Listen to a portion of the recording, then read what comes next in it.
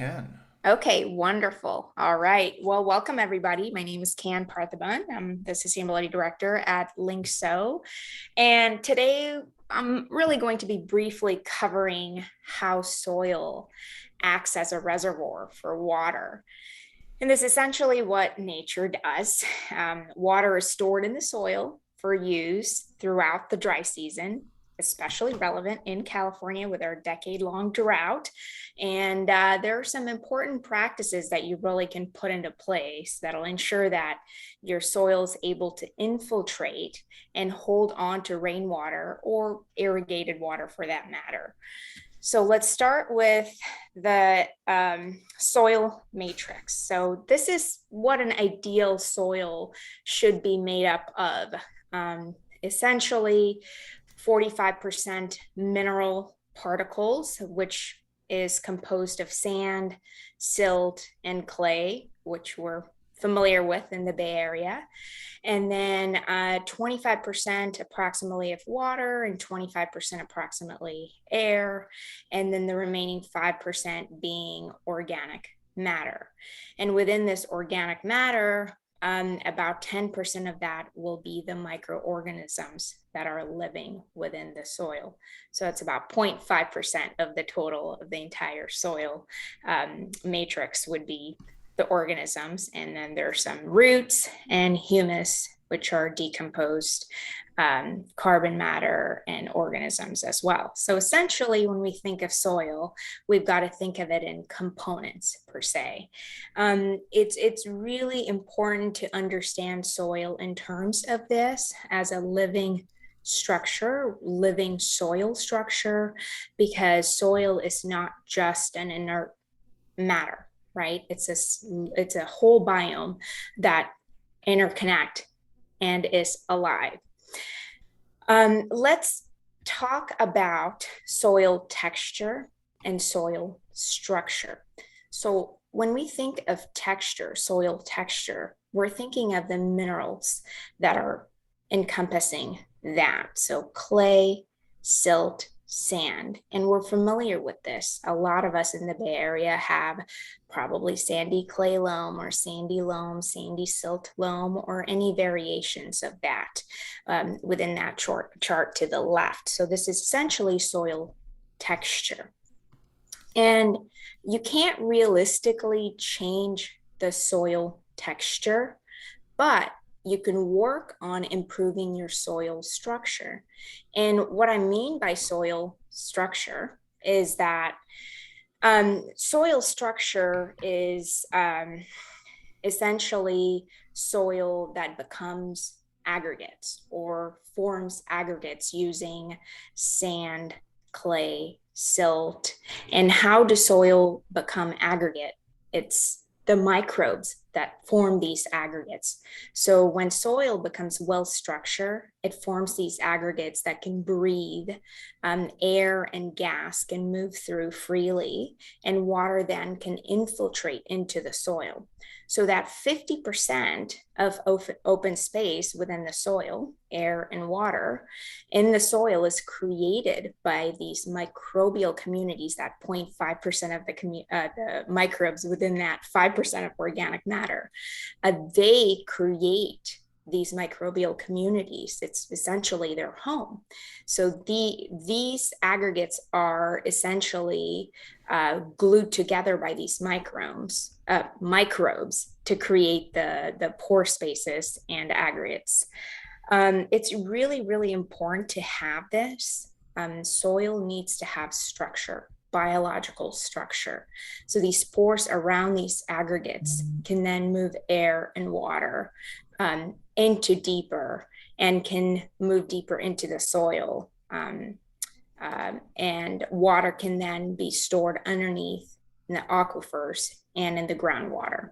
So it's important to understand the difference between the texture and soil structure. If we are looking at forest soils versus urban soil, we immediately notice the mineral particles that are different in these two charts. Urban soils tend to have higher mineral particles. The reason for that is most urban soil tend to have these air and water spaces lessened due to compaction. Meaning if you were to take a cubic foot of forest soil and a cubic foot of urban soil, and then you weigh them, forest soil tends to weigh less than urban soil. The reason for that is that there's a lot more mineral particle in our urban soil and less airspace and water holding capacity. So then the urban soil would weigh more. If you increase organic matter from, say, 1% to 2%, you essentially would then increase the air and water holding capacity to 20 to 30 more percent, creating that soil structure, that much needed soil structure. So essentially, there may not be more mineral particles within a cubic foot of soil. The increase in size is really due to the increase in space. Let's look at the hydrological cycle and how soil really affects the hydrological cycle as well. We all know that the sun heats up the soil and the bodies of water, and then the liquid essentially turns into vapor and then moves up to the atmosphere, and plants do the same thing. They release water from the stomata and the underside of the leaves, and essentially the vapor cools the land around them, and then that water vapor essentially binds to the floating particles in the atmosphere and forms clouds and then rain. The rainfall hits the ground. It has one of two ways to go. One is to infiltrate into the soil or run off into our waterways. Essentially, if you think about rain, if it ever rains here in California, the average rainfall hits the ground at about 20 miles per hour. So you can see that rain on bare soil can really create compaction and contribute to further runoff, and which essentially contributes to erosion as well. And already eroded soil will have even severe compaction and runoff if there's not good soil structure in place. So water can infiltrate into the soil where there are open pore structures, and the plants and the mulch help protect the soil and help guide the water into the soil.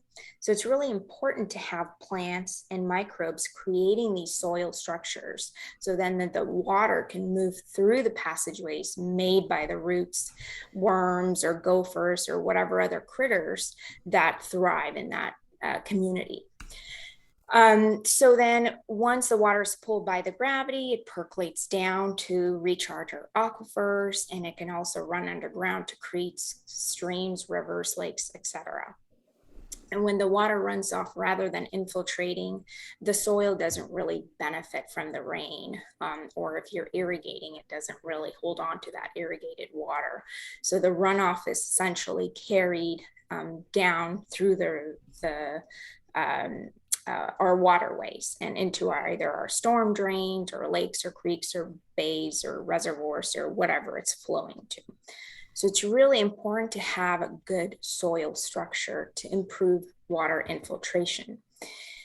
And what you can do to increase water infiltration in your own garden are very, very simple. Essentially, we're trying to mimic nature. If you're taking a hike, you're walking through the forest, you're hardly going to see bare soil. It's mostly covered with leaf litter, and no one goes out there and blows the leaves and exposes the bare ground. However, in urban areas, that's essentially what we do. So when we're trying to mimic nature, we want to restore that organic matter to the ground. So in our own gardens, we want to mimic it by adding compost. Compost is essentially that organic matter that goes into the soil and feeds the soil and adds the microbes to your depleted soil.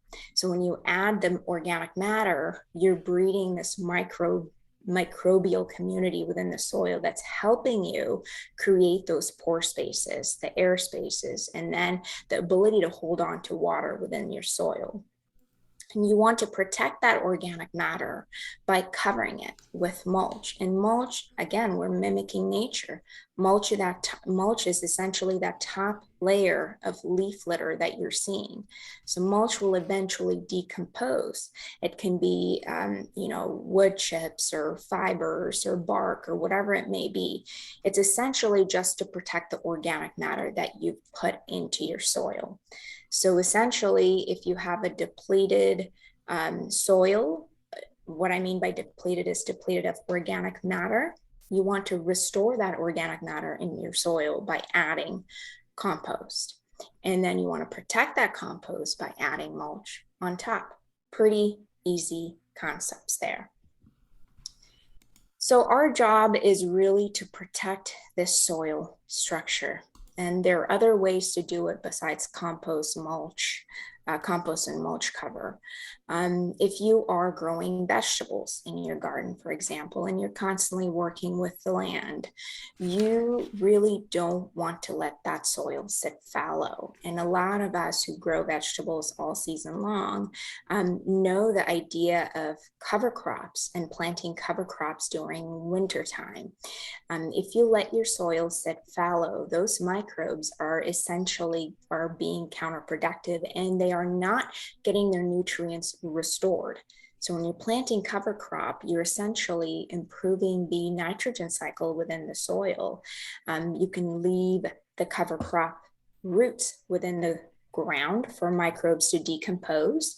You want to plant a multi-species of cover crops, and there's a fantastic talk by the Putnam sisters on our website under the community resources if you're interested in learning more about the cover crops. The other thing that you can also do to improve the soil structure is sheet mulch any bare land. If you have eroded land, you can sheet mulch and add organic matter into that. And there's a talk that I do on sheet mulching that you can refer to as well under our community resources. And then you want to, again, plant cover crops, plant covers. What I mean by that is ground covers. If you don't want to mulch, you can plant small native ground covers, a diverse species of ground cover to cover your soil from being exposed to the sun, the wind, and the rain. So plant roots are an important part of restoring your soil's organic matter. So you always want to have your soil planted and not just sit bare. Okay, so to recap, I really hope that you understand that the soil is just much more than just sand, silt, and clay. It's really a living community. And to be a living community, you must have plant roots within the soil, minerals, microbes, organic matter, which then create the air spaces and then encourage water holding capacities. And soil does play a huge role in our hydrological cycle. And in fact, a 1% increase in organic matter will allow the soil to be able to hold 1 inch of rainwater or irrigated water in most instances. And soil with great biological structure will allow water to be held and to infiltrate through the system. So I will talk briefly about the bioinfiltration system and how this is important in our urban areas. This is actually a requirement for most commercial development in parking lots. This is a picture at Lyngsø's parking lot we planted 6 years ago. This is our bioinfiltration system or biotreatment system or bioswale. They're all interchangeable. The concept is very simple. It's the water that runs off from parking lots, roads, or roofs. All that water is directed into the bioswale that's full of plants and the microbes in the living soil living around the plant roots see most of the pollutants as food, and they're able to chemically break them down to a less toxic form and tie them up or use them as food. And the water is then able to run into our engineered storm drains and enter our waterways much cleaner. you will see a lot of these bioinfiltration areas, mainly in parking lots. This is essentially the way to go to clean water, is to use a really good high organic soil system, soil that is planted fully, and you don't necessarily have to irrigate it unless you're trying to get it established. So the important information to understand, going back to this slide, is that the soil is a living community, and we really do need to breed that living soil structure. So I will close my talk on that note and open it up for question. I know it's a very brief talk, but we have some time for discussion if there are any. Well, thank you, Ken. Yeah, there are some Q&A questions. The first one I'll just mention, but it seems like it probably needs a bit more context, and so it's from Mark Roast of Sustainable Energy. I'm not exactly sure what he's referring to here, or he says, why as long as no tree roots present? And so I guess he's questioning something that you mentioned, but I'm not sure if you can answer that. I see that question, and I quite don't understand what that means. Yeah, Why, so as long why as don't we tree kind of root? shuffle that again, and Mark, perhaps if you can elucidate further in the Q&A. Why don't we go to Matt Abbott, who has a question about the garden with soil with high amounts of clay, asking what's best to grow and how should I mulch it. It looks like you got into this a little bit in terms of breaking down soils from hard pack. But This what is would you a say to Matt? very common question that gets asked every day, because we live in the Bay, which we have a high amount of clay, and really we need to have a planting plan or the goal for the area. If you are simply trying to restore this area with high amounts of clay, you need a planting plan. What is essentially going to be there? Are there native gardens that you are restoring? In that case, you really don't need to add much organic matter. You need a bit, but you wouldn't need as much organic matter as you would if you're growing vegetables. So I guess the answer really depends on what it is that you are trying to do in that particular area. But it's always a good idea to have some organic matter, and it's always a good idea to cover your soil. So whether it be with mulch or plants, soil really should be covered, should not be exposed to the sun, really. You're just going to further contribute to erosion if that's the case, and runoff. So Mark has gotten back to us. He was referring to the compost and mulch in the garden slide under the third icon from the left. So thank you, Mark. That's very specific. And the original question was why, as long as no tree roots present? Okay, I see. Okay. The reason I do that is okay, that slide referred to rototilling, which I don't recommend amending your soil. So a lot of people think that, well, let me break up my hard pan clay about a foot and add organic matter. In some instances, that is okay to do. In a lot of instances, you can essentially restore soil by adding organic matter on top. And as long as it has some moisture and plant roots, it'll restore itself over time. If you're planting simultaneously and are rototilling, that slide really says that you don't want to go dig dig deep if there are existing established tree roots that are already there, because you're going to end up hurting those trees. If there are existing tree roots that are present, you don't want to be digging them up. Yeah. One other note, Matt Abbott had mentioned in the chat about your answer on the clay, that he mainly has a flower garden currently, Flowering garden, yeah, as it opposed to depends if they vegetables. are ornamental or not. Um, there are some flower gardens that are high yielding flower gardens that you want to use awful lot of compost and amend your existing soil. And perhaps even, I don't often use fertilizers, but if they are ornamental flowering gardens, you may want to use um, an organic high phosphorus and high potassium fertilizer along with compost as well. So I'm not sure what kind of garden it is, but the short answer is organic matter in the form of compost really is your best bet. I would also like to, let's see, we'll go. Lisa Kirby just had a question about what type of plants are good for bioswale. Oh, yeah, there's actually a fantastic list of plants by I'm forgetting the agency.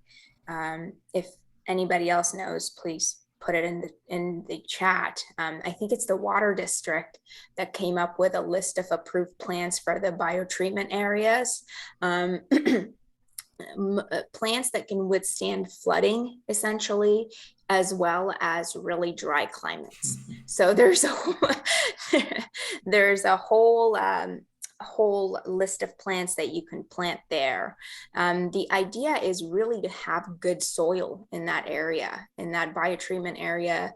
BASMA has specifications for biotreatment soil mix, which Lyngsø obviously makes. And the soil has really high organic content that also is able to have a permeability rate. So it's not just going to sit there, it's going to allow water to infiltrate and run through into our groundwater fairly quickly. And now with SB 1383, you can use like a no float recycled composted mulch in the biotreatment areas and no float too. Not that it ever floods here, but if it does flood, the idea is for the mulch to sink rather than float in that area. So Kirsten Struve, who is coming on as next in the next session from Valley Water, mentioned SCVURPPP, an organization with quite an acronym, but apparently they have a list of planting for bioswale under C3 section. And thank you, Kirsten. That's the Santa Clara Urban Runoff Pollution Prevention Program, as everyone knows. And thanks for that information. Mark Roast has come back asking about compost tea, and also mentioning that he has a vastly underutilized compost tree brewing truck that can do 100 gallons in 24 hours. And if someone wants it, let's talk. So perhaps some goodwill for compost tea brewing will come. But do you have any comments about compost tea? I know I get some emails from Lyngsø about compost tea. Yeah. We haven't brewed in a couple of years, but we also have an active aerated compost tea brewer at Lyngsø, which is similar to Mark, I believe. It's 100-gallon brewer as well. We brew for 2 to 3 days, and then we, open it up for sale. So I love compost tea. You're really breeding all the microbes and the fungal content. And it's again, I tell people it's not a fertilizer. You're feeding your soil structure. You're adding those microbes to your soil using compost tea. So absolutely, if you have the means to do your brew, go for it. If not, you can get it from folks like Mark or Lyngsø or whoever is doing a good aerated compost tea. Yeah. Well, great. And Mark, I hope you find a home for this truck. It sounds like that would be a great thing. Yeah, apparently it's not currently getting used in. Yeah. Well, Mark, if you want to shoot me an email, I may have a use for it. So send me an email. Yeah, well, hope we'll follow up on that and um, go from there. And I do want to give a plug. Well, for Lyngsø and their, it's always fun to visit there, even if it's a little tough to get to these days with the construction going on around. But it's really worth it to go. And as far as different supplies, I've been there recently for a lot of more on the hardscape side. But well, actually for both, because then I was there for a lot of a mulch and as well to kind of keep grounds covered with the sun. But on the website, and I hope in actually in the follow up to Sustainapalooza, we'll put out a lot of things. I mean, there's a wealth of information on the Lyngsø website because they do a number of different have a number of different events and online kind of recorded seminars about specific issues, both commercial and residential, and for audiences there. But anything you want to mention about that? We do have class that Lyngsø's done these free classes for decades now. And since COVID, we went to the Zoom platform, and the outreach and the response has been tremendous. And I'm quite thankful that we've gone to a Zoom webinar, because now we have an extensive library that lives in our community resources page at Lyngsø. So we do have classes almost every Wednesday from 1 to 3 p.m. I have a couple coming up for July, and you can register on lyngsøgarden.com and go to the events page, and you'll see the upcoming classes there. And local speakers, master gardeners speak for us as well. So absolutely, just sign up. And if you miss it, no problem. We'll post it on there and you can watch it when you have time. Great. Yeah, so Mark was looking at for your email address. Perhaps that can be sent later in the chat. Also mentions early California history about Central Valley flooding. Yeah, there's a lot of story there as well. But one last quick question. We're in the lightning round here because we need to move on. But it's about a lot of people will use plastic weed prevention under mulch. Can you talk about alternatives that don't harm insect life? I think I know what you're going to say here, but go ahead. Yeah. Please don't use that plastic stuff. It does absolutely nothing. And a lot of weed seeds are airborne, and they will grow on top of your weed fabric. So you're really not doing anything by adding that, in my opinion. But sheet mulch class, look up how to sheet mulch. You can do cardboard. It's just a carbon matter, right? So you can do cardboard, pliable with water, very sustainable. It does break down. You add compost, or you collect Trader Joe's bags or Whole Foods bags, lay them down in some weed fabric, add compost and mulch, and you're all set. I definitely do not recommend that plastic stuff personally. Okay, well, that's the final word. Ken, thank you very much for coming on and getting us started here. And yeah, I see your emails out there for follow up for people that have compost tea trucks and maybe other things. But anyway, thanks very much for this presentation and discussion. And once again, folks, take a look at is it lyngsø.com that they can Lyngsøgarden.com. Yeah. lyngsøgarden.com.